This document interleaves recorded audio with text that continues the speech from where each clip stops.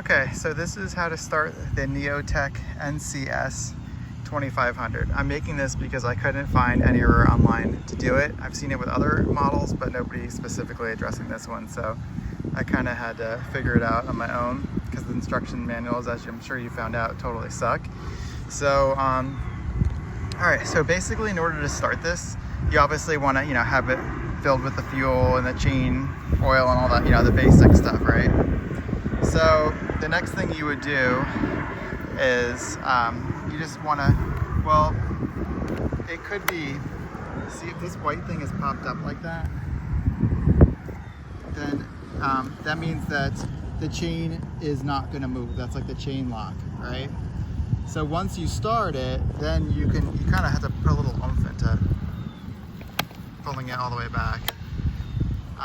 Because once I got it started, I couldn't figure out how to get the chain going, and so that's that. And then what you want to do is, this is like the little primer thingy. I don't know if you can see that in this light, but this little bubble thingy. You just kind of push, you want to see the fuel moving in there, so you know that there's fuel moving.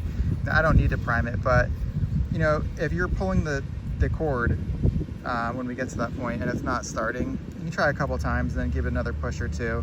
That seemed to do the trick for me. And then there's this thing back here.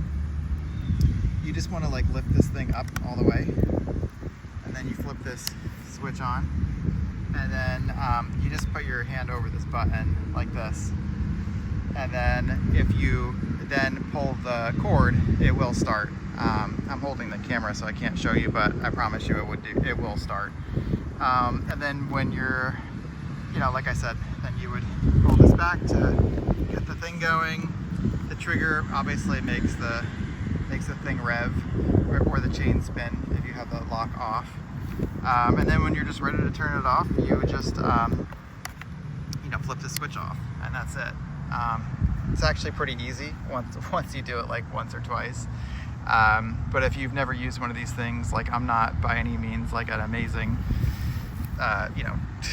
handyman by any type, but so if you're like me, I'm sure this video is helpful, at least I hope it is. Anyway, if you have any questions, feel free to drop them in the comments. Bye bye.